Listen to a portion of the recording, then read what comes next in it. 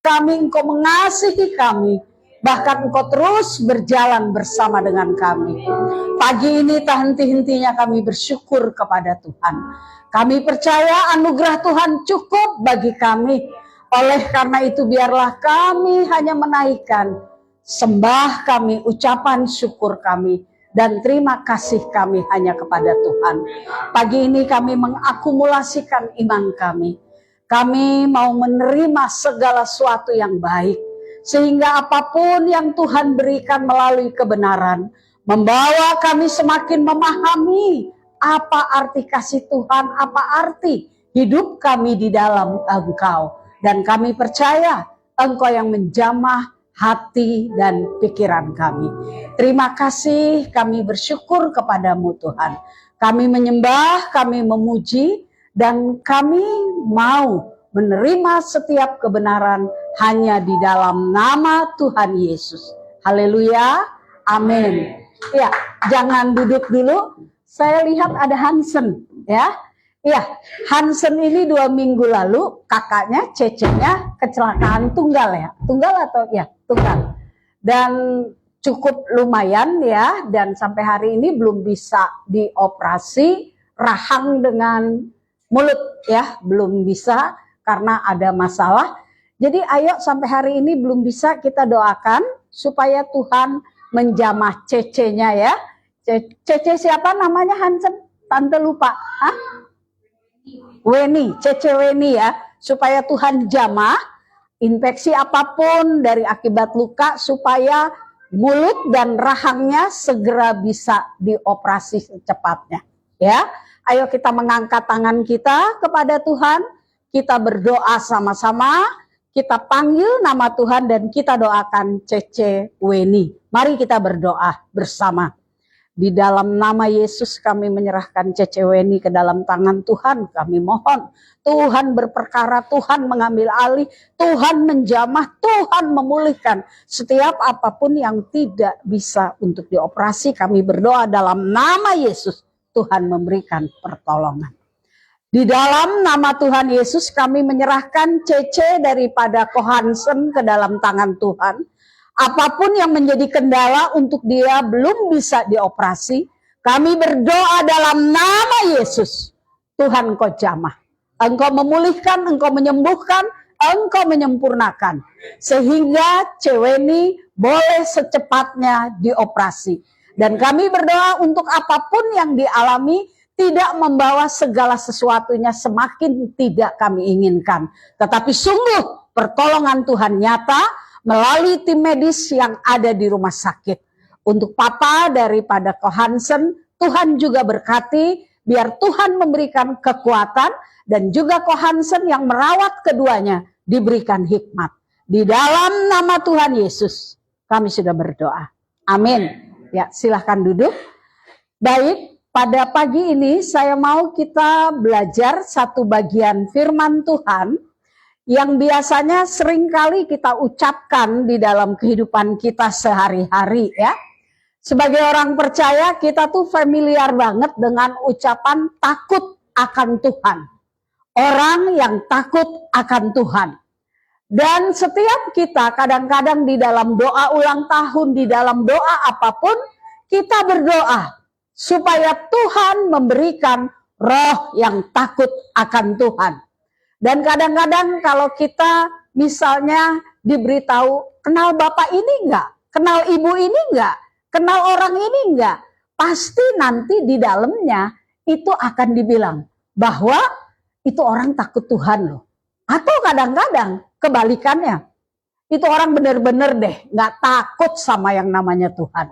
Jadi istilah takut akan Tuhan, the fear of the Lord. Kita mau buka dari Amsal pasal 1 ayatnya yang ke-7.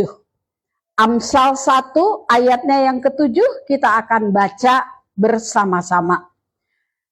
1, oh ya belum, kita tampilkan. 1, 2, 3. Takut akan Tuhan adalah permulaan pengetahuan. Tetapi orang bodoh menghina hikmat dan didikan. Kemudian kita sambung Mazmur 34 ayatnya yang ke-12. Mazmur 34 ayat yang ke-12. Sebagai pembanding ya. 34 ayat 12. 12 ini 13 ya. Siapakah orang? Oke, ini akibatnya. Coba 11. Ya, 1, 2, 3. Marilah anak-anak, dengarkanlah aku. Takut akan Tuhan akan kuajarkan kepadamu. Amin. Iya, tadi saya katakan begitu familiar. Apa yang sering kita sebut takut akan Tuhan. Kita akan sama-sama melihat pengertian yang sesungguhnya dan makna yang sesungguhnya dari kata takut akan Tuhan. Kita akan memahami bersama sehingga kita boleh mengerti dan bahkan kita ada di dalam kehidupan yang sungguh takut akan Tuhan. Bukan hanya sekedar slogan dari orang percaya, tetapi memang kita mengalaminya secara pribadi. Dan perlu saya tambahkan, kata takut akan Tuhan itu nggak bisa dilepas dari yang namanya hikmat, dari yang namanya kebijaksanaan. Semuanya menjadi satu rangkaian yang tidak bisa dipisahkan. Dan ditambah satu lagi kata yang penting adalah lahir baru. Jadi kita melihat bahwa baik takut akan Tuhan, baik hikmat, baik kebijaksanaan, baik lahir baru adalah satu rangkaian dari kehidupan kita sebagai orang percaya. Kita melihat dulu Amsal 1 ayat 1 sampai 7. Karena di sini langsung muncul ayat yang ke-7. Takut akan Tuhan adalah permulaan pengetahuan. Tetapi orang bodoh menghina hikmat dan didikan. Kenapa hal ini muncul dari yang namanya Salomo? Kita harus melihat dari ayat yang pertama. Kita mau lihat dulu, kita bedah dulu secara umum. Kenapa ayat ini menjadi ada? Kita melihat bagian yang pertama. Di sini dikatakan bahwa takut akan Tuhan itu gak bisa dipisahkan dari kata hikmat dan kebijaksanaan. Bahkan di seluruh tema dari Amsal itu bicara soal takut akan Tuhan. Dan kemudian juga dituliskan, kejarlah hikmat, carilah kebijaksanaan.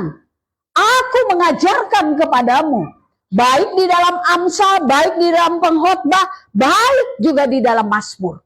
Dua kata ini terus berkejar-kejaran. Dan bicara takut akan Tuhan, maka orang Kristen, termasuk kita orang percaya, jatuh ke dalam dua ekstrim di dalam kehidupan kita. Yaitu yang pertama, di sini kita belajar, adalah takut kepada Tuhan itu secara legalis. Taat, takut kepada Tuhan karena takut dihukum. Itu seperti di dalam 1 Yohanes 4 ayat yang ke-18. Sesungguhnya di dalam Tuhan, dalam kasih, tidak ada ketakutan. Dan ketakutan itu mendatangkan hukuman. Jadi di sini dikatakan bahwa ada orang-orang yang memang takut kepada Tuhan. Karena apa? Karena takut dihukum. Karena takut tidak diberkati.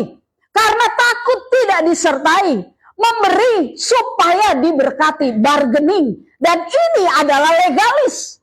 Bukan sesuatu yang diinginkan dan diberikan contoh di dalam 1 Yohanes 4 ayat 18. Coba kita buka aja, kita baca.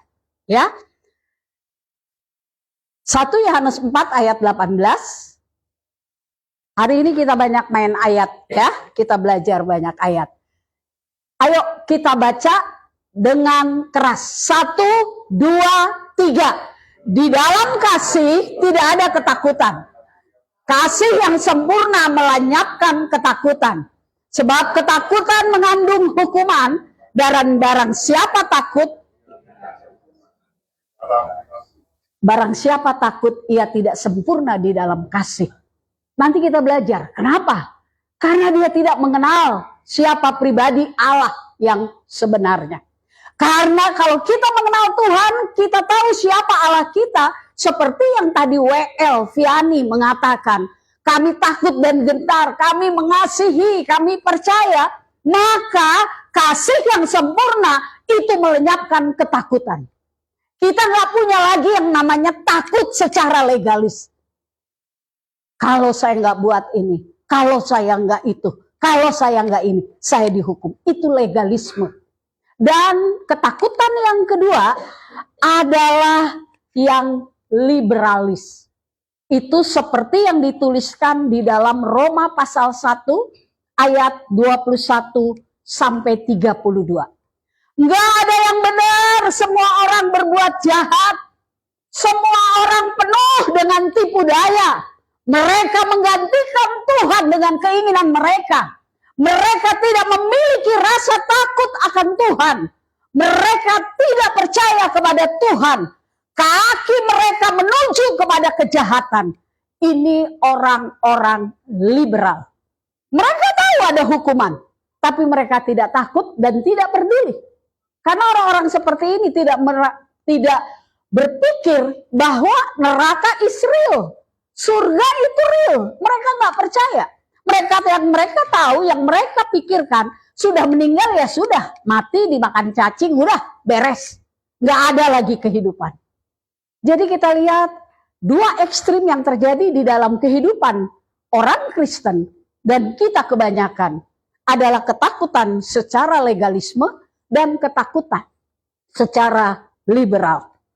Kita juga akhirnya melihat bahwa di sini, karena di sini kita belajar kata takut, yira dalam bahasa Ibrani dan phobos dalam bahasa Yunani, ini artinya rasa takut yang disertai dengan rasa hormat, respek terhadap Tuhan, bukan hanya sekedar takut akan kekuasaannya. Nanti saya lebih jelaskan. Dan ketakutan yang dimaksud di dalam yira ini adalah lebih banyak berbicara hormat atau respek kepada Tuhan. Dan dua macam ketakutan di dalam Tuhan.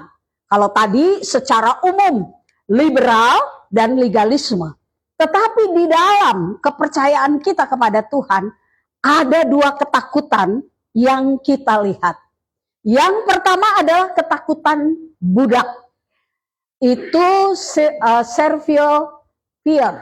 Dalam arti seorang budak yang takut kepada tuannya, takut bahwa tuannya akan menghukum dia, akan menyiksa dia, akan memberikan hukuman terhadap setiap perbuatannya.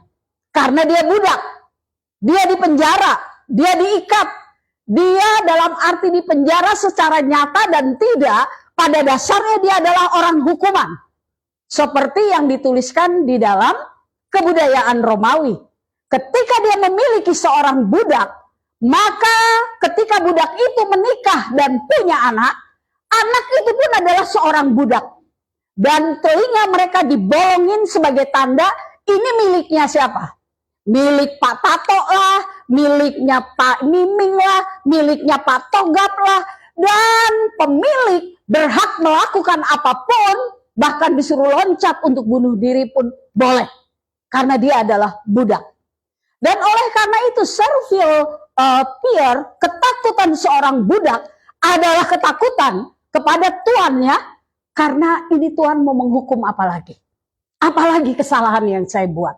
Jadi hidup di dalam ketakutan. Lalu yang kedua, itu yang disebut sebagai ketakutan anak. Itu filial fear. Dan ini digambarkan hubungan antara orang tua dengan anak. Di mana misalnya saya kasih contoh, Pak Aristo punya dua anak. Hagia dengan Tristan. Ya. Tristan ini tahu papa mamanya sangat mengasihi dia, mencintai dia, dan memperhatikan dia, membimbing dia, memenuhi setiap apapun di dalam kehidupan mereka. Dan ada kalanya Pak Aristo, Ibu Eka mungkin menghukum yang namanya anak-anak karena kesalahan, karena perbuatan mereka. Bisa jadi bukan hanya ditegur, bukan hanya diomelin, bisa jadi pakai tongkat untuk menghajar mereka. Tetapi yang luar biasa dari hubungan ini, dari ketakutan ini, kedua anak ini paham bahwa mereka, apapun yang diperbuat oleh ayah ibu mereka, mereka tetap mengasihi orang tua mereka dengan takut, dengan hormat, dengan gentar. Dan mereka tidak mau menyakiti hati daripada orang tuanya. Karena mereka tahu orang tuanya adalah baik. Orang tuanya mengasihi dia. Kalaupun menghukum, kalaupun menghardik, kalaupun menghajar, itu adalah demi kebaikannya. Jadi apapun yang dilakukan orang tuanya setelah marah atau sedang marah, dia tidak merasa terancam. Dia tidak merasa ketakutan seperti seorang budak. Tetapi dia akan merasa aman di hadapan, di pelukan daripada kedua orang tuanya. Jadi ini adalah dua ketakutan yang ada di dalam kehidupan kita. Kita bisa melihat apakah kita posisi anak atau posisi budak. Itu nanti kita bisa pikirkan bersama. Sampai sejauh mana? Saya anak, Bu. Oke, tapi kita akan lihat sampai sejauh mana tindakan kita. Apakah kita seorang budak atau seorang anak? Baik, mari setelah itu kita akan melihat di sini. Saya kasih contoh. Dikatakan bahwa sekarang ini, sejak manusia jatuh ke dalam dosa, maka manusia cenderung jatuh kepada rasa takut yang tidak sehat. Kita lihat aja dalam kitab Kejadian. Adam, waktu dia masih baik hubungannya dengan Tuhan. Dia bisa berbicara dengan Tuhan. Dia bisa bersekutu dengan Tuhan. Dia bisa berkata, berbicara, dan bahkan melakukan apapun bersama dengan Tuhan di Taman Eden. Dan ketika Tuhan memberikan Hawa, dia katakan, inilah tulang dari tulangku, daging dari dagingku. Dengan kata lain, makasih ya Tuhan, udah dikasih penolong, luar biasa, cantik, sesuai kriteria, ya kan? Tapi lihat, waktu dosa jatuh, masuk di dalam hidup mereka. Lalu ketika Tuhan bertanya, Adam, kamu di mana? Di sini Tuhan, aku sembunyi. Padahal awalnya, ketika dosa belum masuk, dia bisa bersekutu dengan Tuhan. Tidak ada rasa ketakutan. Tidak ada rasa keterasingan. Tidak ada rasa bahwa dia akan dihukum. Tetapi ketika dia masuk ke dalam dosa, dia bersembunyi. Dia takut kepada Tuhan. Dan dia katakan, di sini aku bersembunyi. Kenapa? Karena dia takut. Dosa membuat kita takut kepada Tuhan. Dan sikap selanjutnya, kenapa kamu lakukan itu Adam? Adam jawab apa? Para bapak-bapak yang kekasih? Perempuan. Oh, dia nunjuk saya. Perempuan yang kau tempatkan di sampingku. Dia yang membuat aku jatuh ke dalam dosa. Jadi kalau sekarang saling menyalahkan di dalam rumah tangga, salah atau enggak? Enggak, karena emang dari sononya, ya kan? Saling nyalahin. Lalu perempuan kambing hitamkan yang lain, ya. Ini ular, dia yang ganggu saya. Ini loh anakmu yang bikin aku jadi begini, padahal itu anak bersama. Ya kan? Tapi dosa membuat semuanya menjadi tidak baik. Jadi ketika manusia jatuh ke dalam dosa, ketakutan kepada Tuhan menjadi tidak sehat. Ya, tidak menjadi sehat. Legalis, takut dihukum. Kita melihat dari pasal yang pertama, ayat yang pertama di sini dikatakan, Amsal-amsal Salomo bin Daud Raja Israel. Lalu di sini kita melihat Ayat yang pertama, penulis dari kitab Amsal adalah Salomo bin Daud, anak daripada Daud. Kita membaca ya, ini boleh ibu sekolah minggu ada di sini, siapa semua ya yang suka baca Alkitab. Salomo ini anak Daud dari perempuan yang mana? Siapa? Batseba. Ibu Wit dapat hadiah ya. Nanti minta ke Bapak Halim hadiahnya, beras Bu dikasih. Ya, Batseba. Kita tahu siapa Batseba? Siapa Batseba? Istri Uria, istri orang. Ya kan? Itu Daud lagi iseng jalan-jalan di atas sotoh rumah. Kalau siapa yang udah ke Israel, sotoh rumah Israel itu nggak pernah ada atap, nggak pernah ada yang namanya kayak kita ada genteng apa, tapi lurus gitu. Jadi ya waktu dia di istana jalan-jalan, lagi capek, lagi apa, ya kelihatan lah ya. Memang mungkin kamar mandinya open the air gitu ya, terbuka ya. Jadi kelihatan siapa yang mandi ya, walaupun jauh. Dan kebetulan ini Daud ini matanya mata elang ya. Jadi dia bisa melihat sampai kejauhan, bahkan ditulis indah tubuhnya, parasnya cantik. Saya sampai bilang ini benar-benar dah mata elang bener ya. Jadi kalau dibilang Israel itu bangsa yang luar biasa, emang bener, matanya aja udah gila ya. Jadi kita melihat di situ istri Uria. Kemudian dia melakukan hal yang tidak pantas bersama dengan Raja Daud. Ya kan? Tetapi kemudian Tuhan memberikan hukuman kepada mereka, anak yang dikandungnya mati. Kemudian berikutnya lahirlah Salomo. Kita lihat, dari sesuatu yang tidak benar, akhirnya lahir Salomo. Dialah yang dipilih dari sekian puluh anak Daud untuk menjadi pengganti Raja Daud. Apa maknanya di dalam sini? Tuhan tidak pernah melihat masa lalu kita. Amin. Amin. Di mana ada pertobatan, Tuhan menerima kita apa adanya. Jadi jangan bilang dosa saya terlalu besar. Nggak mungkin saya diampuni. Jangan jadi Tuhan kalau seperti itu. Tuhan yang kita sembah, seperti tadi yang Vianney katakan. Dia Bapa yang sangat mengasihi. Dia Bapa yang luar biasa. Dan dia Bapa yang tidak pernah mengingat-ingat lagi dosa dan pelanggaran kita. Asal memang ada perubahan dari hidup kita. Jadi di sini dituliskan bahwa Salomo, dia menuliskan, dia berbicara bukan hanya sebagai anak Daud, bukan hanya sebagai Raja Israel, tetapi dia menunjukkan dirinya sebagai seseorang yang menerima hikmat Tuhan. Itu bisa dilihat di dalam 1 Raja-Raja pasal 2 ayat 9 sampai 21. Di mana pada waktu itu Tuhan menemui dia.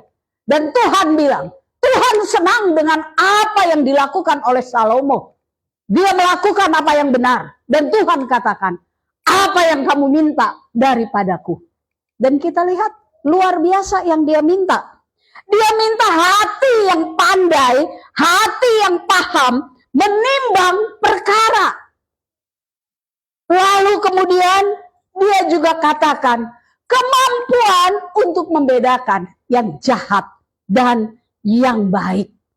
Dan kebijaksanaan di dalam memerintah dan menghakimi umat Allah dengan adil. Itu yang dia minta kepada Tuhan. Dan Tuhan ketika mendengar permintaan dari Salomo, Tuhan mengatakan, engkau akan kuberikan hikmat dan pengertian yang luar biasa. Melebihi dari siapapun, dari sebelum dan sesudah engkau, tidak ada orang yang berhikmat seperti engkau. Tidak ada orang yang bijaksana seperti engkau. Dan apa yang tidak diminta oleh Salomo, ditambahkan oleh Tuhan. Panjang umur, kekayaan, semuanya dilimpahkan kepada Salomo. Sehingga di sini kita mulai melihat intinya hikmat, kebijaksanaan, Bukan bicara soal kecerdasan secara intelektual. Karena bisa menimbang, karena bisa memutuskan, karena bisa memilih mana yang baik dan mana yang benar. Tetapi hikmat berbicara tentang kemampuan untuk hidup selaras dengan kehendak Tuhan. Dan hikmat sejati, kebijaksanaan sejati hanya didapat melalui hubungan yang intim dengan Tuhan. Lahir baru. Takut akan Tuhan menjadi pondasi seluruh akar dari pengenalan atau hikmat yang daripada Tuhan. Mulai kelihatan ya titik temunya. Lalu kemudian kita juga melihat ayat kedua dan ketiga. Untuk menerima didikan yang menjadikan pandai serta kebenaran. Untuk mengetahui hikmat dan didikan, untuk mengerti kata-kata yang bermakna, untuk menerima didikan yang menjadikan pandai serta kebenaran, keahlian, dan kejujuran. Kita melihat tujuan Salomo menuliskan ini semua dari pasal 1 ayat 1 sampai 7. Yang pertama dia tunjukkan, aku ini loh, aku dapat hikmat dari Tuhan karena aku punya hubungan yang intim dengan Tuhan. Bukan soal kepandaian, tapi soal bagaimana kita hidup menyelaraskan dengan kehendak Tuhan. Hidup di dalam kebenarannya. Kemudian yang kedua, dia katakan bahwa tujuan hikmat diberikan kepada kita adalah kita untuk mampu menerapkan kebenaran Allah di dalam kehidupan kita sehari-hari. Di sini dituliskan didikan. Di sini juga berbicara soal proses, di mana didikan proses pembentukan karakter ini harus dialami oleh setiap orang yang ada di dalam Tuhan.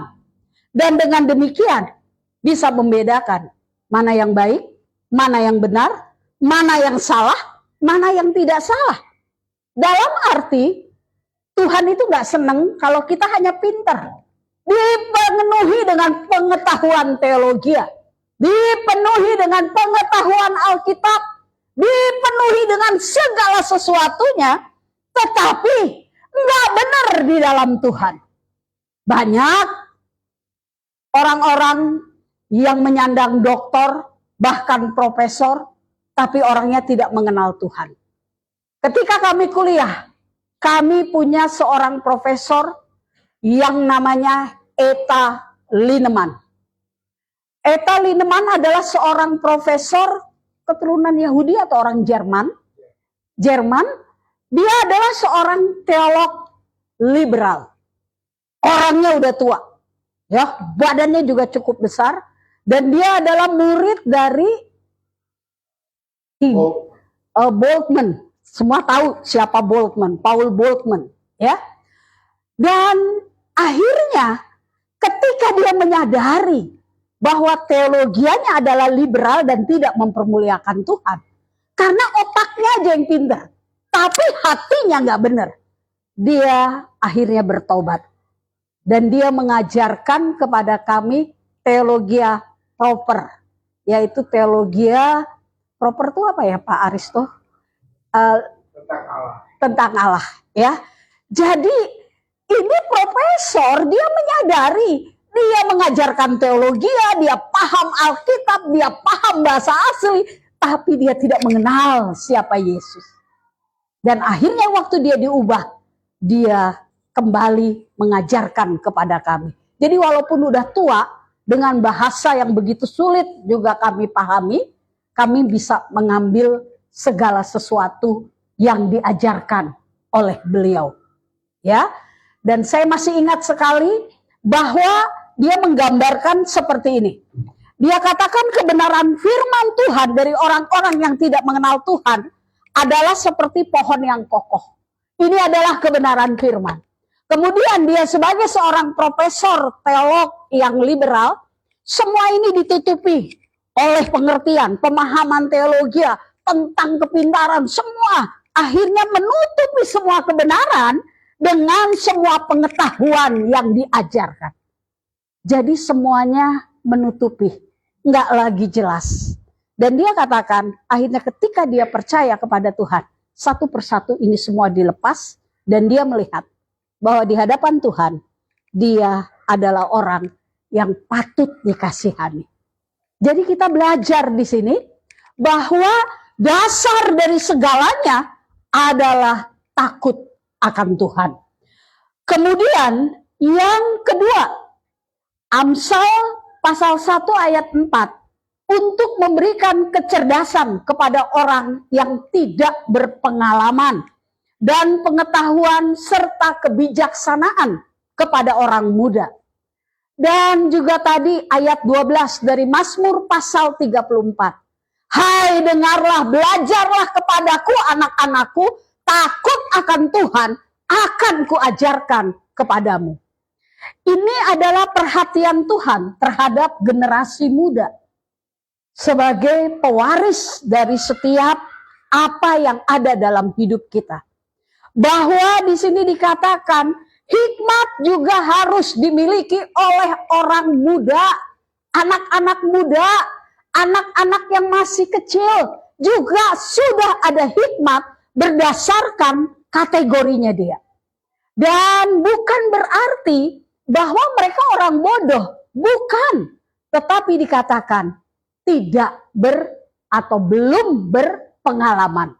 Oleh karena itu hikmat di dalam pasal 1 ayat 4 juga berbicara tentang tanggung jawab kita sebagai orang tua. Tanggung jawab kita sebagai pengajar, sebagai pembimbing di dalam rumah tangga kita untuk membawa generasi muda mengenal Tuhan. Kemudian ayat yang kelima, ini dituliskan, baiklah orang bijak mendengar dan menambah ilmu, dan juga berpengertian menambah pertimbangan. Dalam arti, di sini dituliskan, kita ini orang-orang yang harus belajar seumur hidup kita. Kita nggak bisa berhenti untuk belajar. Bukan berarti bahwa, oh Bu Emi, berarti saya harus kuliah lagi. Bukan. Tetapi di sini ada banyak orang yang sudah dalam Tuhan, yang sudah menerima Yesus, yang sudah melayani, berhenti untuk belajar tentang Tuhan. Karena merasa cukup. Ada di YouTube, ada di TikTok, ada di IG. Cukup saya belajar dari situ. Padahal di sini diajarkan bahwa seumur hidup kamu harus belajar firman Tuhan. Baca Alkitab dengan sungguh-sungguh. Bukan hanya sekedar baca, tetapi direnungkan. Tetapi diaplikasikan. Sehingga kebenaran firman itu nggak selalu kita bilang, cukup dulu saya udah belajar. Cukup saya paham. Cukup saya mengerti. Bahkan orang-orang yang memahami firman Tuhan, terkadang kepada setiap orang yang berkhotbah, dia akan langsung memandang dengan prejudice. Dengan prasangka. Ini khotbah, pasti habis ini lari ke sini. Habis ini pasti lari ke sini. Harusnya dia bawa begini. Harusnya dia bawa begitu. Itu kecenderungan kita. Itu nggak benar. Kita harus terus belajar dari siapapun. Awal-awal saya sekolah, saya punya pikiran seperti itu. Saya lebih bisa, saya lebih baik, saya lebih mengerti. Tetapi akhirnya saya belajar. Siapapun yang menyampaikan firman Tuhan, selama firman itu berbicara tentang Tuhan Yesus, selama firman Tuhan itu berbicara tentang juru selamat, saya harus mendengarkan dengan baik. Karena tetap ada rema yang diberikan Tuhan kepada kita. Oleh karena itu, belajarlah sepanjang umur kita. Berhenti untuk baca Alkitab. Berhenti untuk merenungkan firman Tuhan. Sesungguhnya kita berhenti bertumbuh. Katakan amin. Amin. Amin. Berani. Nggak baca firman, nggak renungkan. Berhenti pertumbuhan rohani kita. Berhenti. Kita merasa cukup dengan apa yang kita lakukan selama ini. Kita juga dikatakan harus adanya yang namanya persekutuan. di mana saling menguatkan, di mana saling memberikan segala yang baik. Ya, hari ini nggak datang karena ada acara di Banjarbaru dari kampus kemarin dalam MK Mesbah Keluarga. Bagaimana keluarga yang sederhana ini, saya katakan sederhana di dalam Tuhan, karena mereka nggak ngeroh banget gitu ya. Tapi bagaimana mereka mengaplikasikan kehidupan mereka di dalam mereka bermasyarakat. Dan saya benar-benar diberkati waktu saya dengar kesaksian dia. Bagaimana jalan rumah mereka mungkin seperti ini, kecilnya, gangnya itu. Dia punya mobil, dan setiap hari dia masukkan mobilnya ke garasi. Tiba-tiba 2-3 rumah dari rumah dia itu beli mobil. Tapi nggak memikirkan garasinya. Sehingga tetangganya naruh mobil di pinggir jalan. Otomatis jemaat kita ini keluar, mau ke sana nggak bisa. Mobilnya nutupin. Itu rasa marahnya luar biasa. Dia bilang, saya bilang, aduh ini orang beli mobil nggak mikir bagaimana naruh mobilnya. Dia marah, dia kesel, anak-anaknya jadi bahan marahnya dia ngomel dan sebagainya. Tapi waktu dia merenungkan firman Tuhan, dia baca bagaimana harus mengendalikan diri. Dia belajar. Dia bilang, belajar ajalah bersyukur. Akhirnya dia yang ngalah. Keluar, dia tidak ke sana, tapi harus ke sana. Walaupun ke sana itu melewati orang yang jualan mie bancir kesukaannya Bu Sofina. Ya, Bu Sofina ketawa terus kalau ngomong mie bancir. Karena kalau bicara mie bancir saya yang pucet. Ya, saya belum bisa makan mie bancir. Ya, jadi arahnya ke sana. Jadi orang-orang jualan tuh harus ngangkatin kursi, ya, dan minta maaf dia ke orang-orang itu. Walaupun kesel, dia bilang, Tuhan, saya mau belajar. Mau belajar mengendalikan kemarahan dan emosi saya. Dia bawa bersyukur. Sampai satu waktu dia melihat ada rumah besar dengan halaman yang besar sedang diperbaiki. Dan dia bilang gini, aduh Tuhan, kalau itu rumah misalnya rumah si Koko yang sebelah saya yang gak punya garasi, biar dia naruh mobilnya di situ jadi gak nyusahin kita. Dia hanya ngebatin begitu. Gak taunya benar. 3 hari kemudian mobilnya pindah ke sana. Karena itu benar, ternyata rumah keluarga Koko itu. Lalu dia bilang sama saya, Bu, kalau misalnya saya datang, saya marah kepada Koko itu, maka hubungan saya akan menjadi jelek. Dan yang kedua, saya tidak mempermuliakan Tuhan. Dan saya katakan, itu yang dinamakan takut akan Tuhan. Bukan karena kamu takut berbuat salah, tapi kamu takut tidak menyenangkan hati Tuhan. Dan lewat perbuatan kamu, orang lain melihat kamu sebagai batu sandungan. Dan inilah makanya terus belajar. Belajar. Karena di dalam belajar firman, baik sendiri, baik bersama, senantiasa ada hal yang kita dapatkan. Dan yang keenam adalah memahami kedalaman hubungan.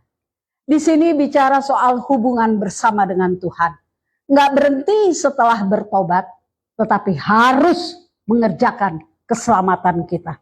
Saya nggak akan lebih lanjut membuka karena kemarin sudah dijelaskan oleh Pak Aristo. Bagaimana hidup yang mengerjakan keselamatan yang diberikan oleh Tuhan. Dan gongnya adalah fondasi seluruh hikmat dan kebijaksanaan. Ayat yang ke-7. Takut akan Tuhan adalah permulaan pengetahuan. Sekali lagi, bukan takut karena hukuman, bukan karena teror, bukan karena ancaman, tetapi di sini lebih berbicara kepada respek, kepada rasa hormat. Dan kita juga bisa melihat tanpa takut akan Tuhan, pengetahuan, kebijaksanaan akan menjadi satu kesombongan. Karena kita merasa lebih baik, karena kita merasa lebih bisa. Dan akhirnya di sini sekali lagi takut akan Tuhan dimulai dari hubungan bersama dengan Tuhan. Dan saya masih menambahkan, ayo kita lihat beberapa poin penting dari pasal 1 ayat 7. Kita melihat takut akan Tuhan. Sekali lagi saya katakan tidak bisa dipisahkan antara takut akan Tuhan dengan hikmat, dengan kebijaksanaan. Karena dasar, fondasi dari hikmat adalah takut akan Tuhan. Kita lahir baru di sini, kita lahir baru. Kemudian setelah kita lahir baru, kita maju, kita memahami Tuhan, kita memiliki roh yang takut akan Tuhan. Setelah kita memiliki roh yang takut akan Tuhan, maka kita akan memiliki hikmat yang daripada Tuhan. Kebijaksanaan yang daripada Tuhan. Di mana dituliskan, mampu mengenali yang baik dan yang tidak baik. Yang salah dan yang benar. Dan harus saya garis bawahi. Selama kita tidak bertobat, selama kita tidak lahir baru, selama kita tidak memiliki hubungan yang intim dengan Tuhan, hikmat, kebijaksanaan, ini tidak akan pernah kita dapat. Mungkin kita ngerasa, oh dia orang berhikmat, oh dia itu bijaksana. Belum tentu. Bijaksana bisa menurut duniawi. Hikmat bisa, hikmat dunia. Tapi hasil dari hikmat dan juga kebijaksanaan dunia, hasilnya adalah egois. Bukan membawa kepada damai sejahtera, tetapi kepada keegoisan, kepentingan kita. Tetapi Amsal pasal 1 mengatakan, hikmat yang daripada Tuhan, yang datangnya dari atas, itu menimbulkan ketentraman, damai sejahtera, panjang umur, kebaikan. Karena apa? Karena Tuhan yang menjadi fokus. Karena Tuhan yang menjadi segalanya di dalam kehidupan. Jadi takut akan Tuhan adalah juga dikatakan di dalam Amsal 9 ayat 10. Permulaan hikmat adalah takut akan Tuhan dan mengenal yang Maha Kudus adalah pengertian. Lalu setelah kita tahu arti dari takut akan Tuhan, kita melihat makna, ya, makna dari takut akan Tuhan. Kita melihat maknanya, tadi saya katakan segan, hormat, dan sebagainya. Lalu dibandingkan ini di dalam Ulangan 4 ayat 24. Ya, nggak usah dibuka. Ulangan 2 ayat 25. Bagaimana orang Israel itu keluar dari Mesir. Ya, orang Israel keluar dari Mesir. Bagaimana tangan Tuhan itu memberkati orang Israel. Menolong orang Israel. Memberikan kemenangan kepada orang Israel. Kemudian 12 pengintai, ya, bagaimana Tuhan menjanjikan bahwa mereka akan bisa mengalahkan Yeriko dan sebagainya. Dan akhirnya bangsa-bangsa di sekitaran Kanaan waktu mendengar siapa Allah Israel, mereka menjadi gentar, mereka menjadi takut. Itulah salah satunya Rahab. Dia mengatakan, aku sudah dengar tentang Tuhanmu dan aku takut dan gentar. Ini yang dimaksud ketakutan karena kuasa. Belum ketakutan seperti anak. Karena masih merasa takut ada hukuman yang akan diberikan. Tetapi kita juga bisa membandingkan yang Yosua katakan. Beribadahlah kepada Tuhan Allahmu dengan takut dan gentar. Beribadahlah kepadanya jika kamu pandang itu baik. Terserah kamu mau ibadah atau enggak. Tetapi aku dan seisi rumahku, aku akan menyembah kepada Tuhan. Lalu juga dikatakan di Yesaya 6 ayat 5, ini pas dibandingkan dengan keadaan kita sekarang ini. Yesaya melihat bangsa yang besar, bangsa yang najis bibir, bangsa yang tidak melakukan hal-hal yang benar. Tetapi Yesaya mengatakan, Tetapi mataku melihat sang raja ada di tengah-tengah segala pergumulan dan yang najis di antara bangsa yang ada. Inilah yang harus kita rasakan, makna dari takut akan Tuhan. Bangsa yang kita ada sekarang ini adalah banyak jenisnya, banyak masalahnya. Nggak usah lihat bangsa, mungkin di dalam gereja ini aja lah. Banyak pribadi, banyak masalah, banyak pergumulan, banyak apapun. Yang jadi masalah, apakah kita bisa memaknai kehadiran Tuhan di dalam ruangan ini dan membuat roh kita itu takut akan Tuhan.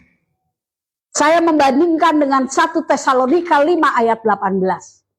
Kataku mengucap syukurlah kepada Tuhan dalam segala hal. Ini harus digarisbawahi. Mengucap syukur dalam segala hal. Baik suka, baik tidak, baik itu keadaannya menyenangkan, tidak menyenangkan, sesuai kita atau tidak. Belajar mengucap syukur. Dan bukan atas segala sesuatu. Kalau baik baru kita bisa mengucap syukur. Takut akan Tuhan pun demikian. Waktu kita sudah percaya kepada Tuhan, mengerjakan keselamatan kita, maka kita harus memiliki the fear of the Lord itu di dalam segala hal. Bukan atas segala hal.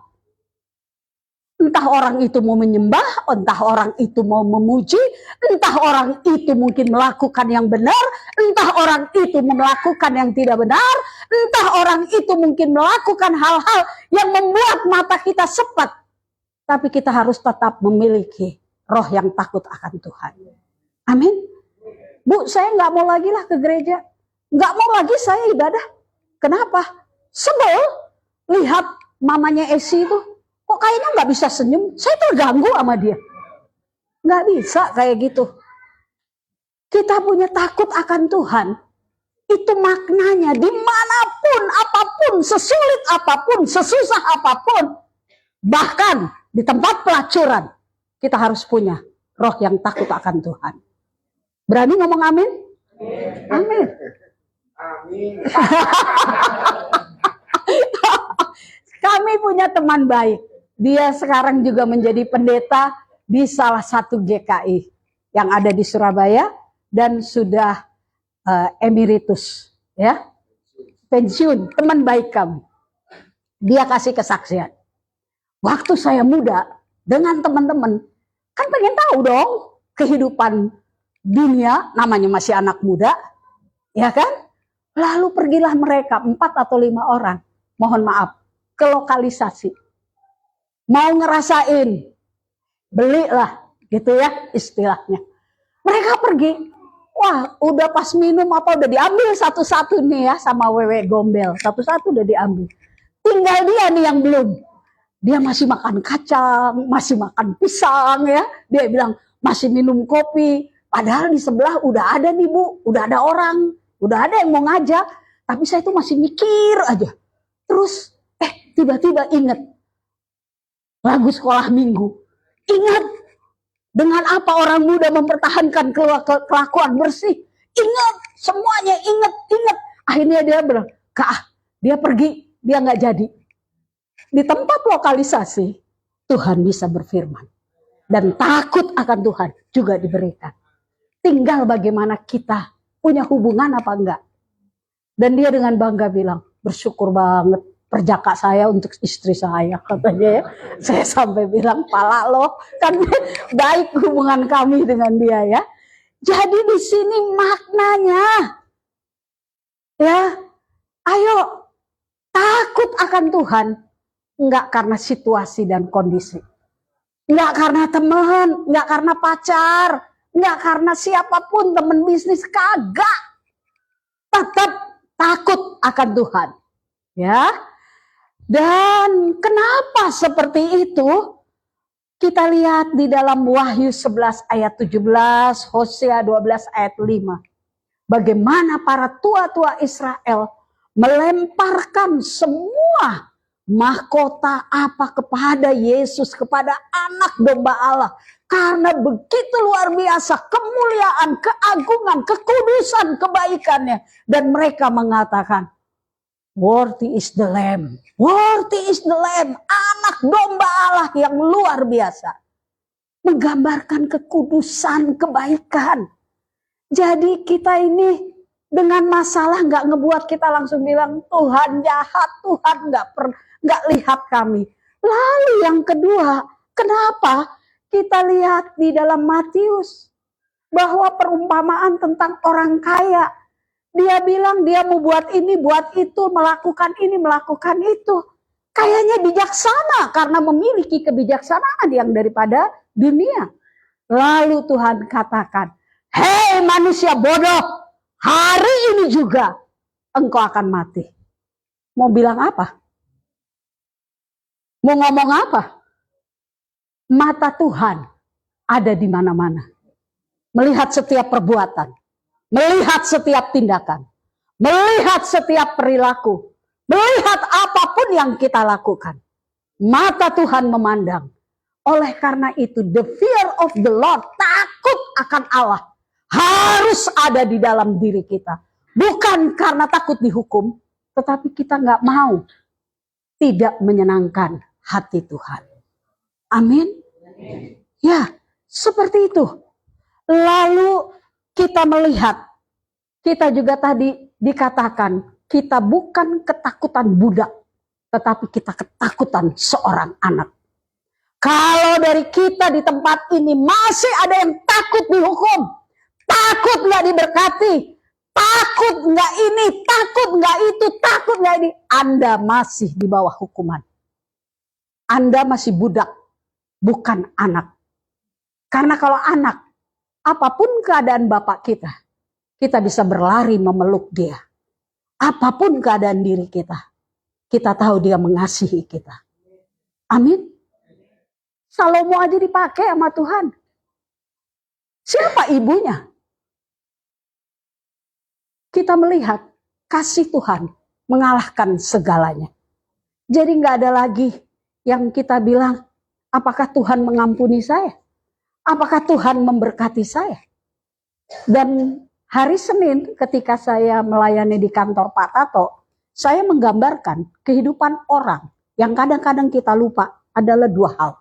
Yang pertama, kita bekerja keras. Kita mengumpulkan, seperti tadi orang kaya tadi, mengumpulkan harta, mengumpulkan semua supaya untuk nyaman. Dia kumpulkan segala sesuatunya. Dia habiskan waktu segala sesuatunya. Nggak ada waktu untuk bersekutu, nggak ada waktu untuk Tuhan. Tetapi ketika dia mati, apa yang dia kumpulkan, itu yang dia tinggalkan. Nggak bisa dibawa. Mau bawa emas, dibongkar itu kuburan. Iya kan? Tadi malam dalam MK saya diberitahu, mobil loh, semoga di Pahalim nggak ada ya. Mobil perusahaan itu kan isinya solar ya Pak ya. Jadi Bapak ini bersaksi, solar ini sekarang susah. Lalu setiap jam 2 ada gerombolan, hati-hati Pak Halim, nyuri solar. Ngambil solar. Jadi dipatek itu yang namanya truk-truk yang isi solar itu. Disedot sama mereka. Bagaimana Satpam mau ngelawan? Orangnya beberapa, mungkin juga bawa senjata karena udah pada nekat. Jadi kita ngelihat ya, kalau kita sungguh-sungguh ada di dalam Tuhan, kita sungguh-sungguh berserah, saya percaya Tuhan akan menolong. Kemudian yang kedua, gambaran yang kedua adalah dengan kita mengerjakan keselamatan kita takut akan Tuhan.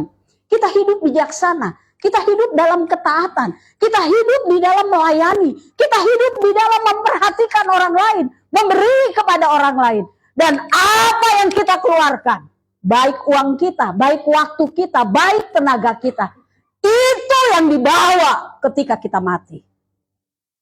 Itulah yang dikatakan oleh Yakobus. Jangan punya rencana apapun kalau nggak melibatkan Tuhan. Karena Tuhan bilang, hei orang bodoh, hari ini juga kamu akan pulang. Kita mau bilang apa? Oleh karena itu, Takut akan Tuhan membawa kita kepada hikmat, kepada kebijaksanaan di dalam setiap apapun mengambil keputusan. Kemudian yang terakhir kita melihat, hikmat itu adalah dalam bahasa aslinya hokmah. Ini bukan bicara soal kecerdasan, sekali lagi. Hikmat lahir daripada hubungan yang intim dengan Tuhan. Takut akan Tuhan. Dan akhirnya dari situ, ketika kita memiliki rasa atau memiliki roh yang takut akan Tuhan, maka kita mampu menerapkan kehidupan yang selaras dengan tujuan Tuhan. Dan itu yang dinamakan hikmat, yang dinamakan kebijaksanaan, yang datangnya daripada Tuhan. Selama sekali lagi kita tidak memiliki hubungan, tidak lahir baru, hikmat dan kebijaksanaan yang kita punya adalah dari dunia, bukan dari Tuhan. Dan tentunya kita tahu apa yang menjadi perbedaannya. Lalu di sini kita lihat yang terakhir, penerapan dalam kehidupan sehari-hari. Kita melihat bahwa tadi saya katakan takut akan Tuhan itu didasarkan oleh kasih. Kalau kita punya kasih yang benar kepada Tuhan, maka kita juga akan memahami takut kita kepada Tuhan karena kita mengasihi Dia. Dan akhirnya di dalam penerapan praktis, di dalam setiap pengambilan keputusan apapun, kita menundukkan diri di hadapan Tuhan, semuanya di bawah kebenaran firman Tuhan. Amin. Ini susah, apalagi di zaman yang gak baik-baik aja. Harus bagi kiri kanan dan sebagainya. Ya, kita tentunya kaget ya dengan yang terjadi, sampai berapa ratus miliar, sampai beberapa ini. Itu adalah karena segala sesuatu mungkin. Orang itu pada awalnya adalah orang yang baik. Seperti Salomo, menuliskan hikmat yang luar biasa. Tetapi akhirnya dia kalah oleh pengaruh istri. Dan akhirnya dia menjadi penyembah berhala. Jadi ini pun memberikan pengertian untuk kita berhati-hati. Miliki hubungan yang intim dengan Tuhan. Dan dalam hal apapun, tetap kita berpegang kepada takut akan Tuhan. Lalu yang kedua, dengan takut akan Tuhan, kita diberikan hikmat menjauhi dosa. Seperti yang dilakukan oleh teman saya. Walaupun sudah ada di tengah-tengah dosa, ketika dia sadar, dia segera lari. Seperti Yusuf, waktu dia misalnya diganggu oleh Tante Potifar, dia langsung lari meninggalkan Tante Potifar. Ya, bukan nyoba-nyoba, tapi lari. Dan yang terakhir, sebagai akhir dari semua adalah takut akan Tuhan. Itu hasilnya adalah hikmat dan kebijaksanaan yang juga ditandai dengan kerendahan hati. Rendah hati di hadapan Tuhan. Selalu merasa tidak cukup, tidak lebih dari orang lain. Dan merasa tidak lebih baik dari orang lain. Dan yang dalam arti dia tidak menolak proses apapun yang diizinkan oleh Tuhan. Ambil bagian di dalam proses, masuk di dalam proses. Dan saya menambahkan di dalam Galatia pasal 6. Apa artinya hikmat, apa artinya takut akan Tuhan yang dialami oleh Paulus. Paulus dalam bahasa sederhana yang saya pakai, Galatia 6 kalau tidak salah 10, 11, 12. Intinya dia katakan, aku tahu siapa Yesus. Siapa yang disalib. Apa arti salib bagiku dan apa arti aku di depan Tuhan. Aku tahu. Itu adalah rangkuman dari seluruh pengenalan dia kepada Tuhan. Kalau dia sudah sampai kepada 3 rangkuman itu, maka dia melakukan semua pengenalan akan Tuhan.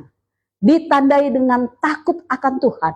Dengan hikmat kebijaksanaan. Dilakukan bukan karena terpaksa. Tetapi karena kerelaan. Ayo kita memiliki takut yang roh akan Tuhan.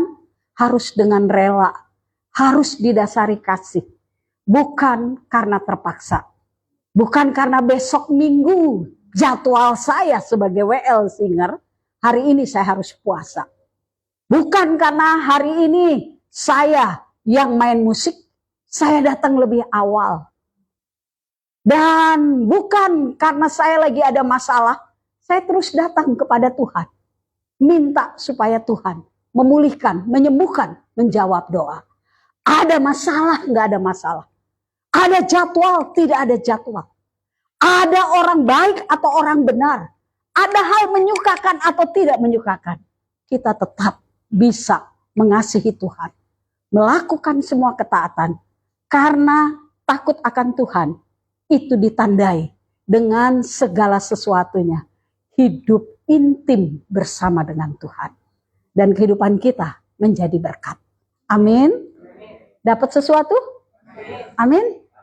Aku udah capek loh 2 minggu nyiapin. Ya, kalau sampai nggak ada yang dapat berkat, nangis saya ya. Baik, ayo pemusik maju, kita akhiri, kita akan berdoa bersama. Oh ya, takut akan hikmat ini terus kita minta kepada Tuhan. Ya, sampai kapanpun kita harus minta kepada Tuhan. Ya. Dan itu bisa didapat ya kalau kita sungguh-sungguh bersekutu dengan Tuhan.